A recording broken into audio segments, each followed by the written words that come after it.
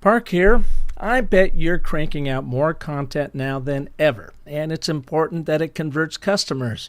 But chances are, unless you are intentionally telling stories, you're probably not being heard.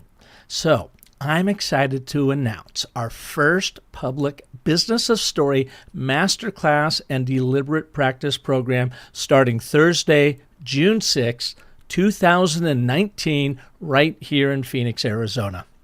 In our half-day hands-on session that kicks off the program, you'll learn the applied science and bewitchery of storytelling and how to hack the core consciousness of your audiences. During the following 7 weeks, we're going to use the Thinkific online platform to deliver you a storytelling assignment every week on Monday that you will apply immediately in your brand or business. We'll share with you the frameworks that are proven to help you clarify your story, amplify your impact, and simplify your life. We'll even have a private Facebook group so you can learn from and grow with your fellow Business of Story students.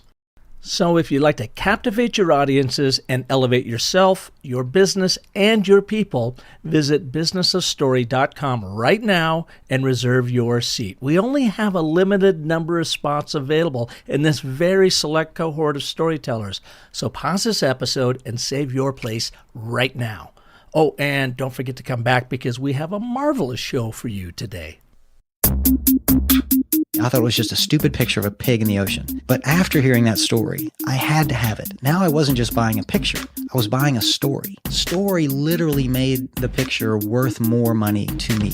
That's what businesses are about. People buy brands. People buy stories much more than anything else. I work with a lot of big enterprise companies, but let's just say I always tell folks, drop the PowerPoint, close your laptops, start with your story. If you want people to get engaged and you want people to act, you have to tell them an emotionally powerful story. That's with great characters, it's with uncertain outcomes, and it's with high stakes and drama. All business strategy is a story.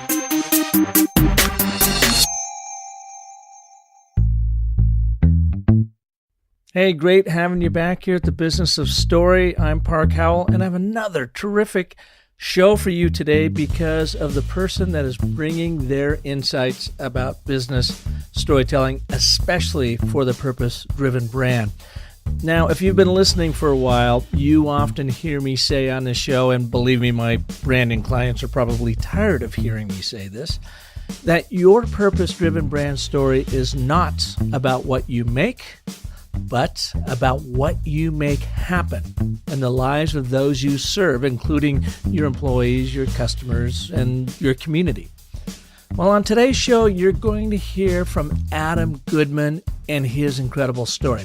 He's the third-generation president and CEO of Goodmans Interior Structures, a leading Phoenix-based office furniture company that has done more for the community than, well, most companies. Goodmans has been recognized with many awards, including the ACE Award for Community Impact, the Game Changer Award that recognizes the top 500 companies in the world for social impact, and the Arizona Republic's Award for Social Responsibility. Adam shares the epiphany he had about living into a more purpose-driven brand story. So it wasn't just about selling office furniture and file cabinets, but using that business to have a greater impact for the greater good. He also will take you to the moment he rolled out his vision to his employees, only to receive a discouraging amount of pushback. And you're going to learn what it took to change the company culture through its new refined brand story and what it's meant not only to the growth of the business, but to the personal growth of the people who call Goodman's Interior Structures home. So if you're interested to learn how to amplify your impact through the stories you tell on purpose, then today's Business of Story is for you. Let's welcome Adam Goodman. Adam, welcome to the show. Thank you. Great to be here. You and I met, 4 or 5 years ago, I was with Social Venture Partners of Arizona, a really interesting group of nonprofit leaders that take a very much of a venture capital approach to philanthropy. Started in Seattle, and Phoenix was its second group down here. And I think you and I met at a recruiting breakfast one morning. Exactly. You had the spinach omelet, if I'm not mistaken. Is it still in my teeth? And I've been by your office here, I don't know how, for 20 years, I'm driving by. So it's great to finally be here. Folks, I'm at Goodman's Interior Structures here in Phoenix, Arizona. And it's really quite an incredible company that's having a much greater impact than just making offices look nice. Give us a little bit of backstory on Goodman's. Sure. Thanks for those kind words. This company was started by my grandfather in 1954. He moved out here from Philadelphia. Doctor told him he needed to move west for his health. And so he did. He bought a truckload of surplus military furniture in Philadelphia, trucked it all the way out to Phoenix, sold it, bought another truckload of surplus military furniture, sold it, and rinse and repeat all the way for 65 years. And here we are today. We were in Phoenix, Tucson, and Albuquerque. My father took it over from my grandfather. I took it over from my father. We are $81 million company. We've got 160 employees. We're a certified B Corporation, which I imagine we'll talk about a little later on. I wasn't always interested in being in this business. I can tell you that. I wanted to be in the newspaper business. I wanted to be a newspaper publisher. That was my ambition. But my father came and said, if you ever want to know what it's like to own your own business, you should probably give this a try. I had been working for Gannett newspapers at that point for several years, and I was Were you on writing the track for them or selling or? Well, that's a funny question that you ask, because I don't like to. Most people assume I was on the journalism side, and to me, that's a huge honor that they assume that. And I don't correct people. Frankly, I'm kind of like someone who pretends to be a soldier, like the stolen valor thing. Mm-hmm. I feel like that's what I'm doing when I pretend to be a journalist. But the truth was, I was on the marketing side. But hopefully, your listeners won't rat me out. Hold that for yeah, against exactly. You. But you were in the storytelling business at a very early age with Gannett in one way, shape, or form, marketing, selling. Okay. See how I made that connection there? It was a lot of call center calling people all throughout rural Mississippi, trying to get them to subscribe to the Jackson Clarion Ledger. Was really, but if you want to call that storytelling, then yeah, absolutely, that's the business I was in. Well, when did you come out here to Arizona then? I was born and raised in Arizona. Okay, so you were actually working back. So Gannett had me on a path around the country, bouncing around from market to market, learning the different parts of the business. So that the idea was, by the time I was 30, I'd be a publisher of the Chillicothe, Ohio newspaper or something like that, and just keep moving up the chain. My father, it was a Thanksgiving pitch he made to me to say, you should probably come back if you ever want the opportunity. Now's the time. And his words at the time were, you can always go back to newspapers, which, is kind of a quaint notion at this point that he said something like that. But I'm here. I'm happy to be here. So what year was that? How old were you when he said over Thanksgiving turkey, son, I need you to come back and work for us? I was about 25, early 90s, 93, probably somewhere around there. Mm-hmm. And how'd you feel about that? How did I feel about that? I was a little dejected, I think. I wasn't looking forward to it. I didn't want to be the boss's son. I was eager to do something of my own. And I had a real interest and passion and a sense of purpose, really, about the newspaper industry. And I still do. I made the joke earlier, and it pains me to make a joke about the struggles of the newspaper business. But I'm a huge believer in print journalism today and the important role it plays in our democracy. Still today, I think it's a critical role. And so I wasn't excited about leaving that and coming to sell file cabinets, right? You can see how that might feel a little bit of a come down. But that was my decision. And when you said your grandfather got this started by shipping in used military furniture, I just picture those metal old radio desks, which I have back in my office that I do this show on, an old 1950s circa metal radio desk. Wow. Well, open up the drawer, look on the side, and it probably says Goodman's on there, or property of U.S. Air Force, which is also us. That means it came from us. Gotcha. So you stayed. You've been here for a long time now, and now you're running the whole operation, and you've taken the business maybe in a little bit different direction than when you took it over. So what made you stay? I spent about 10 years learning the business and getting good at it and understanding how the dynamics are. And so it was around the 10-year mark, though, that I had a couple of epiphanies, or actually one epiphany prompted by a couple different things. The CEO of Herman Miller at the time, a man named Brian Walker, and I we were at a cocktail party together, and we had the quickest, briefest of conversations that for sure he does not remember, but it had an amazing impact on me. And in the course of this little conversation, he said that people, meaning employees is what he's referring to, people want to belong to something bigger than themselves. They want to be a part of something bigger than themselves.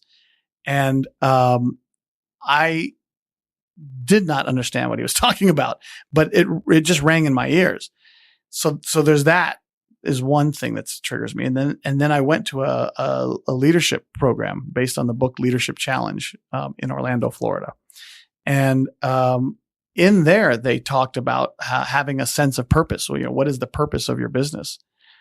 And that also was completely foreign to me, because the purpose of the business, as far as I could tell, was just to sell more stuff. And it occurred to me as I started reflecting on it and thinking about my own purpose in life, and the disconnect between what we were doing every day, what I was doing every day, and this higher sort of sense of purpose I had. And that disconnect was troubling for me. I coincidentally, or during the course of that previous year that this happened, I'd spent a year talking to every one of our employees and dozens of our customers. And I had just one question for each constituency. Employees, I was asking, why do you work here? And the customers, I was asking, why do you do business with Goodmans? I wrote down everybody's answers on a yellow legal pads, not just one, lots of yellow legal pads, and just wrote and didn't filter it, didn't edit it, didn't synthesize it, nothing. I just recorded it. I left that leadership development program in Orlando, and I got on a plane, which Orlando to Phoenix is a long flight. I pulled out all those yellow legal pads and read through them for the first time and let it all kind of wash over me, everything I had just read. And what emerged out of this, I heard customers talking about how the work we're doing for them is helping them do their important. Hospitals are helping patients to heal, and schools are helping students to learn, and corporations are becoming more competitive because we're helping them with their strategic objectives. Governments, this is my favorite one of all, the governments were saying we're helping to lower the cost of government by showing them how to reuse their existing furniture instead of buying new furniture. That was meaningful. And employees talked about their pride in the work we do with nonprofits and philanthropic work in the community. We got a good reputation. And I kind of combined those two. And then I thought back to my own personal sense of purpose about being a newspaper publisher. And why was it I wanted to be a newspaper publisher? And the effect was newspapers have an impact on the community. And again, I say still to this day, newspapers have an impact on the community. They set the agenda. They move people. They get the message out there. And I wanted to be part of that process. And so as I kind of blended all those three things together, we're still on the flight back from Orlando, by the way, I realized that the work we're doing here at Goodmans is making an impact on the community. We are changing the community every single day. And I wrote out this purpose statement that describes how we do that. And I was feeling pretty good about myself. And we landed, and I stuck the purpose statement in my the proverbial desk drawer, but that's not really the case. It was in my documents at the time. I stuck it in my documents, and then realized there's no way I can show this to anybody. This is embarrassing. This is too we're an office furniture company, for goodness sakes. We can't. Who do we think we are, right? And then if you think about this dynamic too, there's a lot of employees at the time who had been working at Goodman's longer than I'd even been alive, and they'd seen me grow up, and the thought of me standing in front of them to announce this purpose statement was, just silly. I couldn't possibly do that. I mean, were you kind of shy about this? Did it? And the reason why I asked this is it sounds like you had these two moments where the guy at the cocktail party mentioned something, then you went to this leadership, and it leveled you up thinking, there is something about this purpose, but I don't know what it is. Something feels right, but something also makes me awfully bashful about getting in front of a bunch of people that are used to just selling file cabinets. And is it going to look too woo-woo to them? 100%. Absolutely. That is exactly the position I was in. So I said nothing. Yeah, shy is the right word. I just kept going about my business until one day. Do you have some music sound effects? And then, thank you very much. One day I showed it to our marketing director, and I can't remember what prompted me. Here, take a look at this. And she said, "Oh my gosh, I have goosebumps. This is who we are. This is what we do. You've got to tell everybody about this." It was very encouraging. And so, okay, I can do that then. That's great. Listen, you still sound bashful and just in the telling of this story. Do you still have that piece of paper by chance? Well, I guess you put it in the doc. Yeah. And has your purpose statement changed much since then? Not a word. Not a word. Maybe a comma, but not the words are all the same. Some cleanup on the punctuation. But no, it's exactly the same as when we landed on that flight. So, we called an all company meeting, right? I want to tell everybody about this. Gathered everybody together. It's a lot of people to pull together. So we took over a restaurant, a Mexican restaurant, and we served breakfast burritos for everybody. What year was this? So this is probably 2002, somewhere around roughly there. 2002. Somewhere okay. around there, yeah. Mm-hmm. And everybody's seated in their little banquet chairs, and I'm on an elevated stage facing everybody, and I introduced that I want to talk about our purpose statement or something, and I read it. And when they lifted me up on their shoulders and carried me out of the restaurant cheering, and I thought, with the mariachi band in the background. Right, yeah. Exactly. Okay. No, that's not what happened at all. It was like talking to a wall. I mean, like there was nothing coming back at me. They were just looking at you like, what the? Like waiting for the English portion of the program to begin. Like there was no, what is he talking about? Our purpose is to sell file cabinets and cubicles, conference tables, right? So I had noticed, though, as I was talking, I could see about maybe 15 rows back, I could see two people were passing notes to each other, scribbling notes and passing it back and forth. And I was aware, as I was talking, that the insight into what people are thinking is on that piece of paper right there. If I can just get my hands on the piece of paper. So the thing ends, it ends with a thud, and people are leaving, and the breakfast burritos are getting cleaned up, and the chairs are getting put back upside down on the table, that whole thing. And there on the ground, it is. The crumpled up note is sitting on the ground. And I went over and I picked it up, and I do have that note to this day because it was so meaningful to me what it said. Would you like to know? I want to first know is this a commercial what your break? purpose statement is. Okay. And then I want to know what the note, how it reflect the reaction to it. You are a professional storyteller. I see how you work. Okay, good. You're doing a pretty good job yourself over there. The purpose statement, there's a longer statement, which I'm sure you'll post to the website later, and I don't have that memorized. The shorthand of it is, the opening sentence of it is, at Goodman's, we will change our community. And then it goes on to 2 or 3 paragraphs. And that was the one that you wrote on that flight out from Orlando. And what I read there, and it's, you walk around the building today is what you'll see around all over the building today.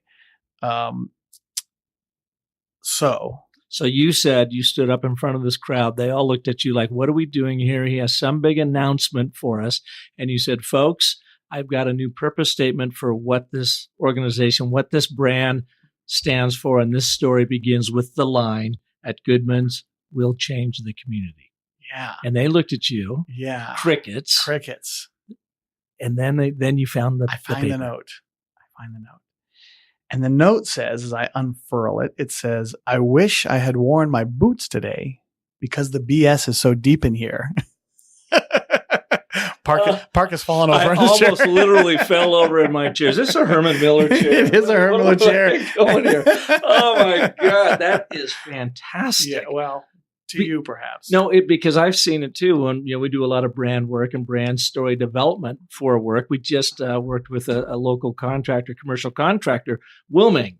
Yeah. And, you got a lot of, testosterone in those rooms. And when we initially rolled out their brand ideal, their brand purpose, at first there was a little bit of that look, and it took us a little while to get them to oh my God, I've got goosebumps. You know what? This is what we're about. But it takes a mind shift. It takes a paradigm shift in your employees to say, we sell office furniture. That's what we make. But what we actually make happen in the world is we change communities. The why and the how. So what did you feel like when you read that? Oh, I was completely dejected. I was crestfallen. I mean, this is, I was so vulnerable, right? Putting this out there.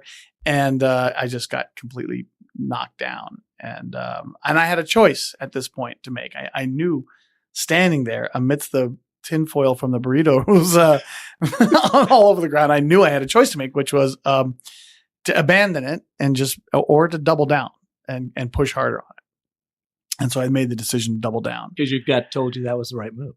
Yeah, I guess so. I guess it felt so good to me and so inspiring to me. And I guess at that point, I'm realizing, well, I'm going to spend the rest of my career here. It better be doing something that I feel really strongly about and purposeful about. So when you were, I want to go back to that flight from Orlando very quickly, and then we'll jump ahead. You were reading through all that input from your employees and your customers. Why do you work here?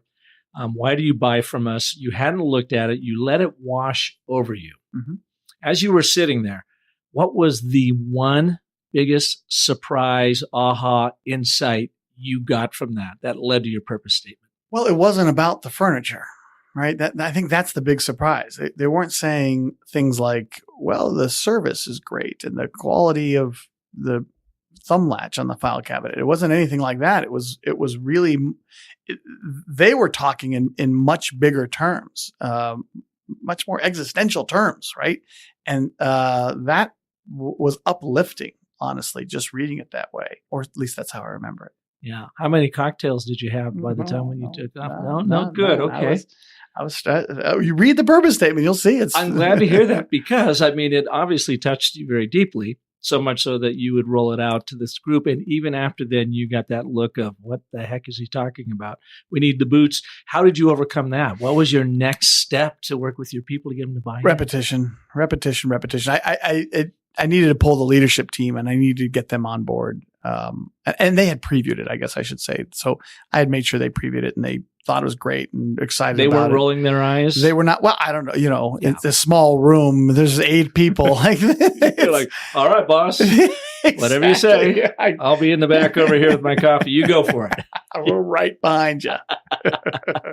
Right. That's funny. I hadn't thought about it that way, but yes. So as a team, we kept reinforcing it and doubling down. And the thing that I found really helpful was to, with each individual employee, and I mean each individual employee, to help them draw a line from the work that they did every day, that whether it's answering the phone or it's receiving a truck or it's designing the furniture or it's paying the invoices or it's collecting the invoices, it was to explain how that work is connected to the higher purpose. And there was a lot of that repetition over and over again. And that's what I did for several years. Every chance I got, I used the opportunity when someone would get some sort of customer praise or even internal praise. Favorite technique of mine was to send a note home to the employee, handwritten note home to the employee, thanking them for what was observed, and then explaining how what you're doing right there and how that's making an impact on the community. And the goal was, of course, to get the employee feeling good. I wanted the families to feel good about it. I wanted the families to see it and have some pride in what their family member was doing and making a bigger impact. Mm-hmm. And you do that enough and it starts to sink in, it starts to work. Yeah. So you are connecting them to this existential purpose that's out there saying, by doing these forms correctly, by following up with a customer and providing them expert customer services, we have an even greater impact in the community through the products and services that we offer, but then the impact it has in like, as you said, the hospitals. That's it. We actually can have greater patient care because of how you attend to our office furniture needs. The families visiting the patients are going to be more comfortable. The caregivers are going to be safer.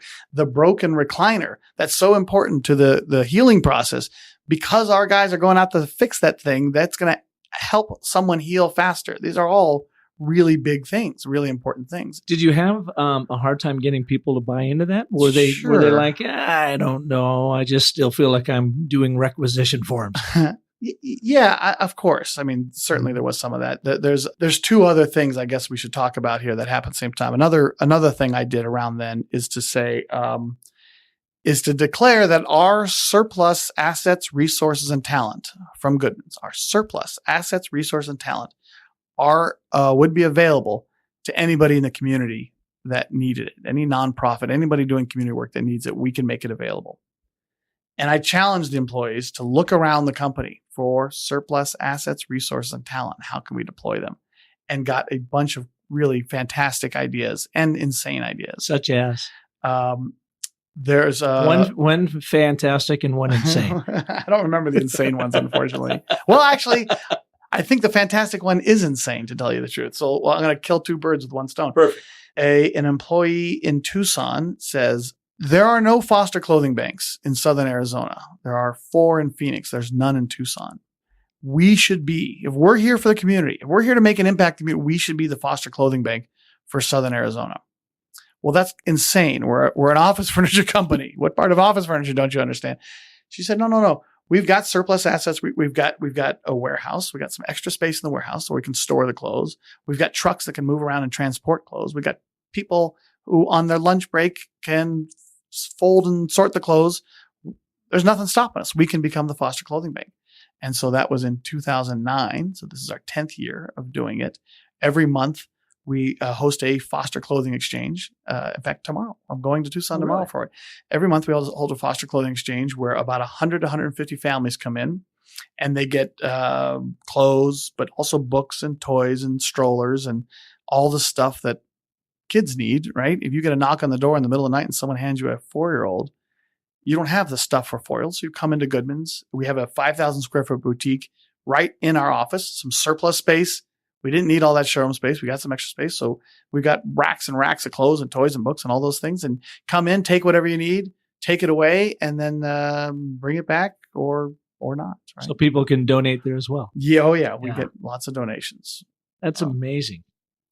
So when you go back and you think about your purpose, and you revealed it, it takes you several years to get people buy in. Did it impact your essential brand story? Did the brand story of Goodman's change? I mean, did you go out and rebrand the company with this idea of the purpose in mind? No, that's a great question. No, we rebranded the company, but not with the purpose in mind. We branded the company because it was time for a refresh. So that was all that was about. But really kept conscious of the fact that that purpose wasn't for commercial purposes. I was very conscious of that. This wasn't something we wanted to be leading with. It wasn't a reason to buy furniture from us, right? So it was a reason to work here, right? Because you believe in it, you're aligned with it, and you want to be part of something bigger than yourself, right?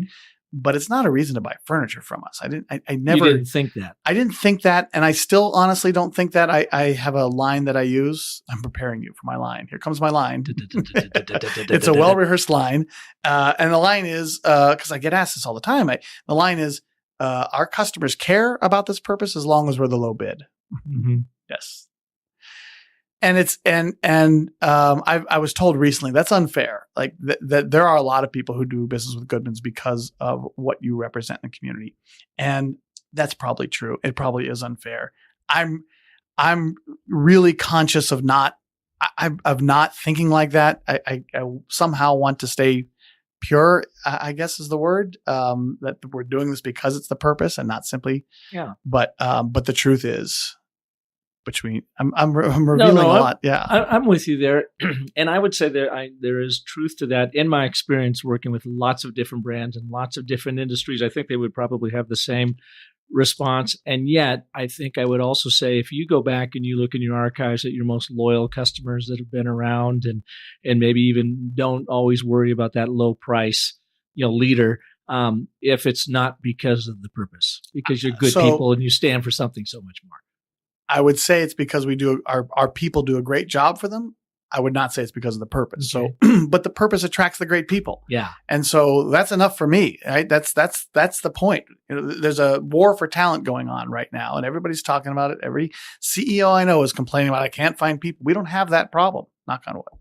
We don't have that problem. We have, almost every month, I get someone contact me from, out of the blue who says, look, I don't know what jobs you have open. I don't know what skills you need. I want to be part of what you guys are doing. I've read about you. I've heard about you, and I want to be part of Goodman's doing. And we fill up an entire company. We can teach them the furniture stuff, right? And that's powerful stuff. So That's reason enough for me to do it. Now those great people can go on and take care of customers, and that's certainly going to grow the business. And I'm not ashamed of that by any stretch, but it's not the purpose. Okay. So we're going to keep pushing on this just a little bit. Okay. You found this purpose early 2000, you roll it out.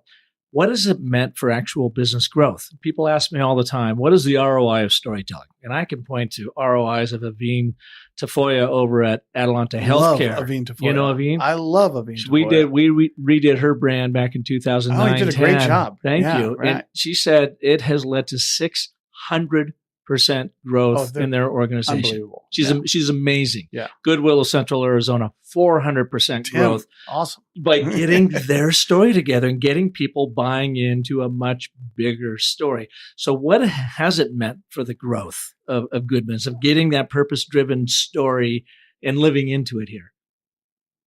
It's quite a setup. I'm supposed to deliver some kind of number like that. Well, I know those are so out there. It's unbelievable. But I mean, anything over 10% is pretty big. Okay, good. I don't know. I mean, I promised you another shoe was going to drop of something else that happened. Not only did I challenge the employees, the other thing that happened is we had a recession. And so that little thing around 2008. You were there too? Oh, yeah. Okay. Yeah. I'm glad I'm still here today. Yeah. Well, our company got cut in half at that point, and we had to we had to make decisions. By that point, the leadership team was so well aligned on this whole idea of what our purpose is that the decision about who was going to stay and who was going to go was I don't want to say simple, but clear. And it wasn't based on seniority. It wasn't based on performance. It wasn't based on anything else except for who believes what we believe. And we're going to staff this company with people who are aligned, and we'll take we may sacrifice some talent, but we think in the long run it's going to be a much better result for us. So if in the recession, if we bottomed out at $40 million in revenue, we are at 81 that we finished this past year. So we've doubled with about 100 fewer employees than we had before. So that's another real great example of the asset of having a purpose-driven story that everyone can get behind. So we see the worst of our times in our lives in the financial world with the global recession. And if you were just selling file cabinets and office chairs, you probably wouldn't have even survived it as well as you did. But because you had something that was bigger, much greater than what you make, helped guide you through in the personnel selection and retention, and probably even worked a bit as a springboard. So when you came out of it, you probably came out of it faster than you would have.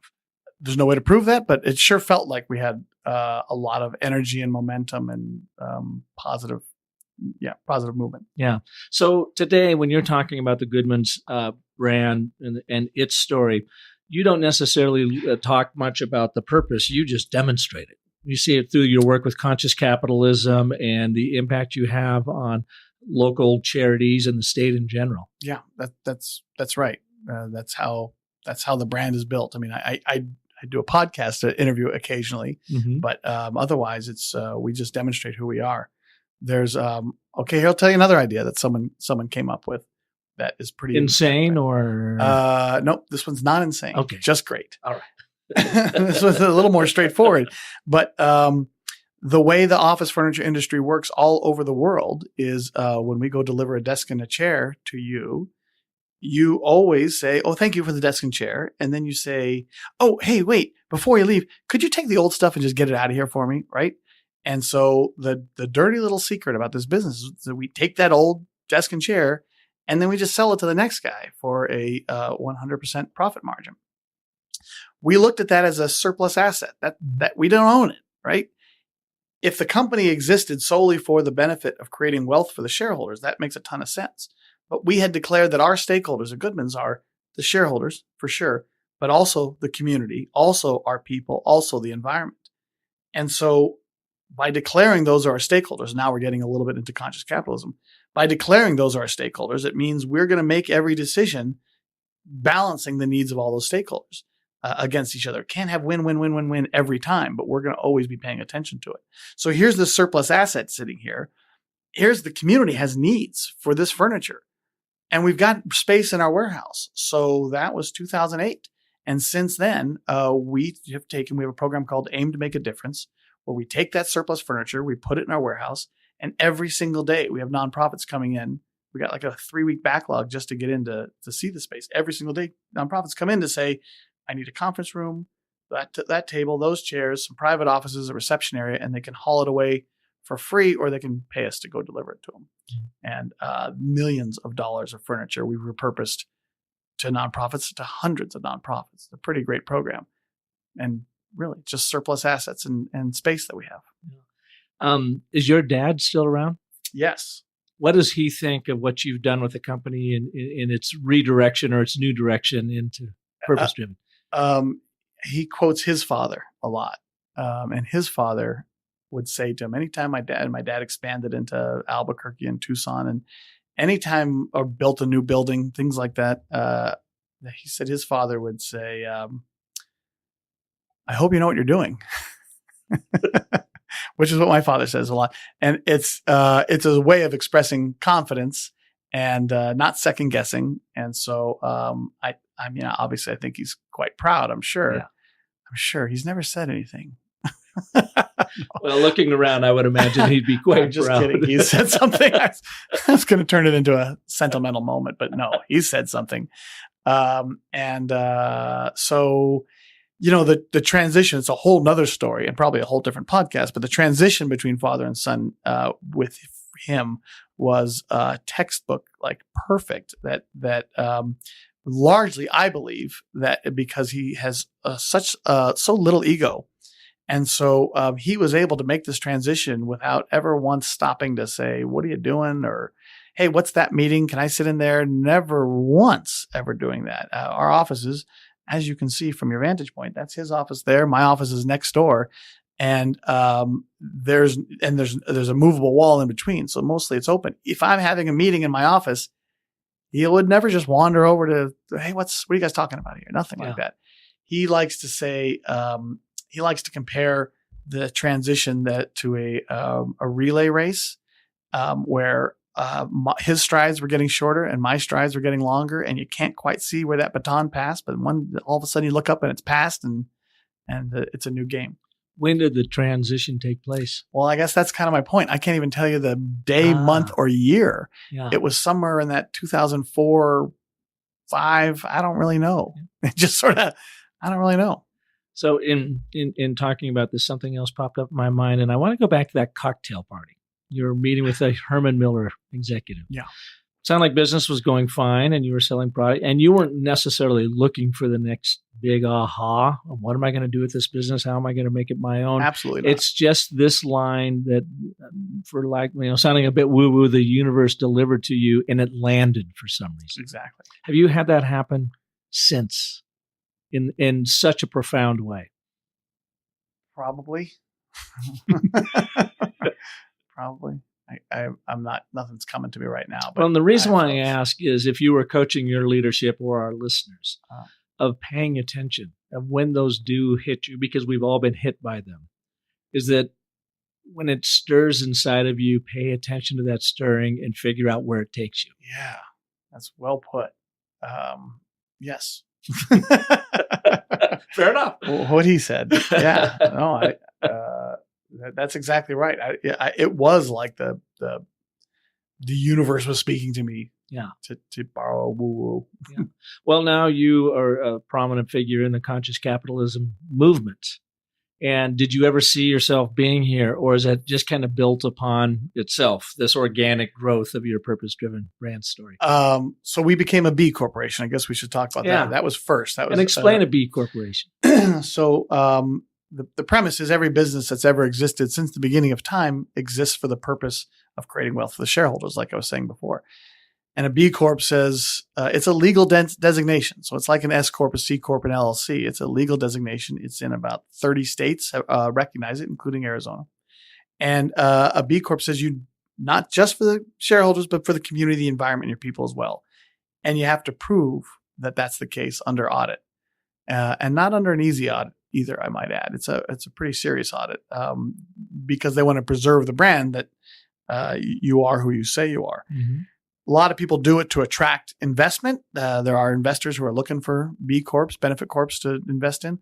A lot of people do it to preserve the mission. If they're planning to sell the company, they want to make sure that the mission lives on. We do it simply as a good housekeeping seal of approval that we want to prove to our employees that we are who we say we are. This is not all BS. Yeah, it's a lot of work to do that. So I can just picture your dad right now saying, Adam, I sure hope you know what you're doing. Exactly. That's exactly right. In that movement, conscious capitalism came after the B Corp, and certainly after we became B Corp. The book was written after that. And a tribe begins to coalesce around this idea of conscious capitalism. And I got involved with that group. And it became important to me to help inspire other companies to be able to see this greater purpose. And in particular, I wanted to inspire our own industry. There is an aha moment in all this as well for me that I guess I should talk about too, where I realized that there's another ambition here for me, which is to raise the perspective of the industry. There are some bad actors in our business who are not playing by the rules, let's say, or in the office shortcuts. Yeah, exactly. And I felt we distinguished ourselves from those bad actors pretty well. And then one day a customer said to me, right around the same time, by the way, a customer said to me, well, buying office furniture is a lot like buying a used car. You just find the lowest price. And that was a kick in the gut, right? That's not at all the case. And I realized if I can elevate the entire industry now, I can change the perception of a guy like that to think about things differently. And so we wanted to literally inspire our competition to compel them to start doing things, having a higher sense of purpose so that we would all rise together.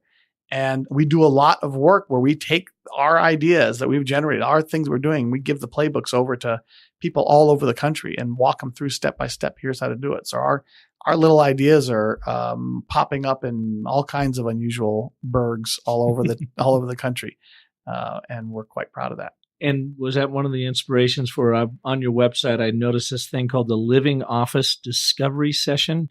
I think it's pretty illustrative in how you talk about that. So it's much more than just designing an office that works, it sounds like. Yeah. I won't say that's the inspiration. I won't take credit for it. We'll give Herman Miller credit for coming up with that. But okay. In a nutshell, the idea is you've got so many people in their offices are chasing the latest trend, the latest fad. And what this discovery session is about is to say, stop chasing the trends, stop chasing the fads. Let's get a real clear picture of what your culture is and how work gets done in your company. And we're going to take that, and we got some digital tools that help us really dial down into it. And once we understand who you are, then we're going to design a space that reflects your culture and your work styles. And so while everybody's moving to open offices, well, that might not be right for you. Let's slow down. Mm-hmm. For us, we went through the process ourselves, and transparency is a super high value to us. Everything's transparent. We just believe there's no secrets we're willing to share. And so, as a result, as you walk around the space, you feel the transparency. We're sitting in a glass room right now. My office, across the way there, not only is it all glass on all four sides, but it also has gaps in the glass. So there's not even sealant. So you can hear anything that's said on one side out the other. Our conference rooms all have gaps in them in the ceilings. And so this conference room over there has no ceiling. So that's sort of using this physical space to tell a story to the employees about what we value. Openness, transparency, honesty, integrity, all that good stuff. All that. What in this process was where you felt like maybe it wasn't going to work? You're trying to get people on board. And I ask that because I know a lot of folks that are in the transition with a brand, and maybe they've had a brand for 20, 30, 40, 50 years, and they, in their heart, are moving in this purpose-driven direction, but they're getting pushback. So how did you really overcome that pushback? I know you had talked about sitting in over years of the repetition. Was there any one time where you just asked yourself, I'm not sure this is going to work, or they're going to buy into it? No, it's actually a different problem. So we have the recession. Now we got real good alignment. We start growing again. And I got lazy and I stopped the repetition. I thought that was the solution to my problem is that we had everybody in, but we start growing again. We're adding people and we stop talking about it to people and we stop reinforcing it. And I stopped writing the handwritten notes and sort of fell apart's not the right word, but got a little disconnected. Soft. Yeah, I got soft. That's a good way to put it. And so that was a reminder to me that I've got to double back down. I got to get back. This is serious work and it never stops. I've got to keep doing it. Yeah. Which is fine. And it comes from the top. It's coming from you, but you must also have trained your lieutenants around you to help keep this going because you're just one guy. You can't keep running this yourself. You got to have everybody bought into this. For sure. Exactly. And I'm proud to say we do. And it's part of the onboarding process, part of the interviewing process. We want to make sure we're going to ask you what you're involved in the community. What do you care about? Where do you spend your extra time? And if you don't have a good answer, then there's probably not the right fit for you here. My guess is you probably have like industry low turnover people. Yeah, we're pretty good. Not only do we have industry low turnover, but it's something like 15% of our people that work here now had left and have come back to work here because they realize this is where they want to be and where they needed to be. We're really proud of that. Yeah, I think that's another ROI of storytelling and your story living here. I mean, it's one thing. You have to first be the author of this, as you did with your purpose statement, and then people have to live into this. But when brands come back and like, is this woo or does this really work? That's another example because the cost of replacing those people is just astronomical. It's a hidden cost. A lot of people don't recognize it, but if you can keep them here, keep them on board, you're way ahead of the game. Amen, brother. Yeah, absolutely. That's what it's all about for us, right? It's all about attracting and retaining top talent who's going to take care of the customers, build long-term relationships with the customers. And so we have great customer retention for that same reason. Final question for you. How do you keep it fresh and moving forward? Always. Okay. I'll tell you, here's an example. Always constantly thinking about that question about what assets, resources, and talents do we have surplus to leverage against the community. So we're about to celebrate our 65th anniversary. So how do you think we would celebrate our 65th anniversary? A giant blowout party? Right? Is that what most people do? That's what most people do with ice sculptures and the Rolling Stones coming in to perform. Right on. All right. What time am I supposed to be there? Where? No, we're not doing that. You're not listening. Right. So what we're doing, we've built this big website called Do-Gooders. DoGoodersAZ.com, I think, is the URL. We haven't launched it yet, so it's a little premature. It's coming out this summer, and we're recruiting 20 companies around town, 20 businesses, and so it's not a Goodman's branded thing, I guess I should say, even though the word "good" is in Do-Gooders. Oh, I didn't miss that. Just a coincidence.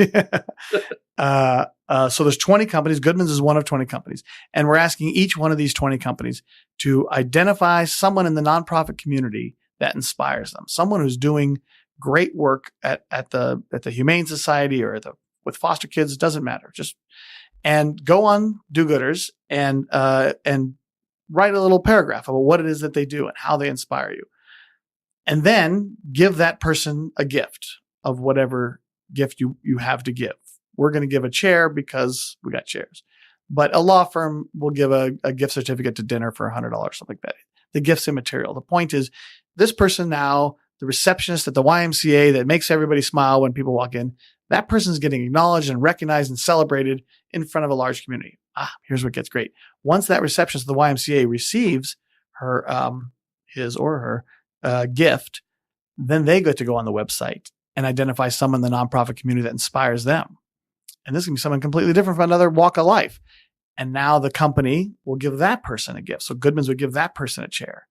And when that person gets their chair, they get to pick somebody So they're else. paying it forward. And so this is giant, these 20 streams of paying it forward, highlighting great work in the nonprofit community, social media all over it, and exposing everybody to some of the great work that's being done. That's how we spent. So we have a big budget that's set out for that great big party with the shrimp cocktails and all that. We just took that money and reallocated to something that we think is going to be a great legacy for the entire community that hopefully will never end. It will just go on forever. I was going to say, there's not an end date to this, so it just keeps growing. You could end up giving away 1,000 chairs by the end of 2020. So there's the limiter on it is that the person has to receive the gift before they can give the gift. Yeah. And it takes 4 or 5 weeks to get a chair. So we're probably only giving 10 or 11 chairs a year. Mm-hmm.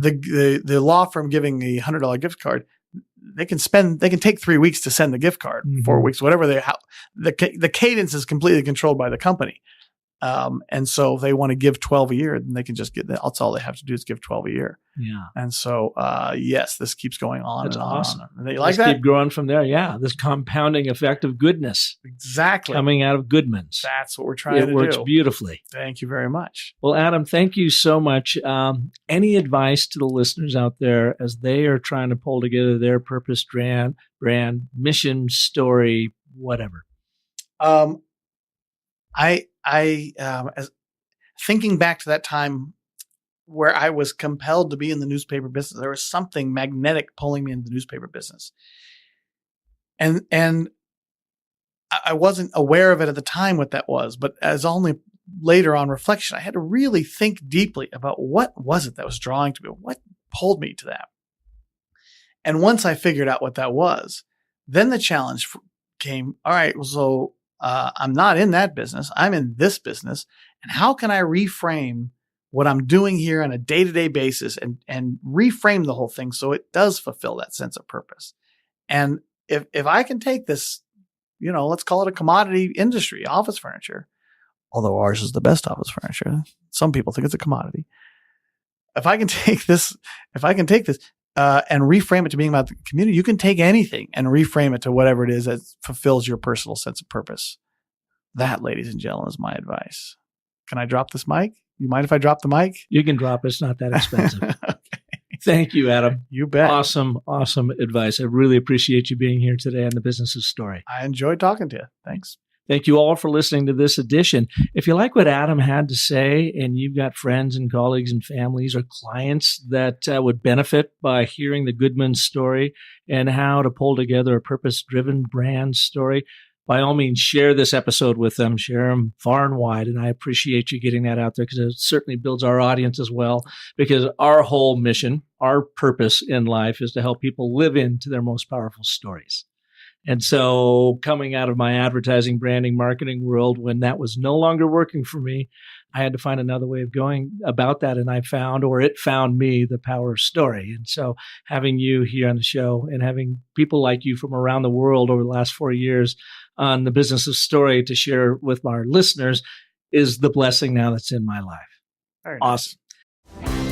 And if I can help you out there listening, you know where to find me, businessofstory.com. I have a ton of tools, tips, techniques, and other talent there, surplus talent, if you will, that is ready to help you craft and tell compelling stories that sell. So until next week, when we will have another amazing story artist on like Adam, remember that the most powerful story you will ever tell is the story you tell yourself.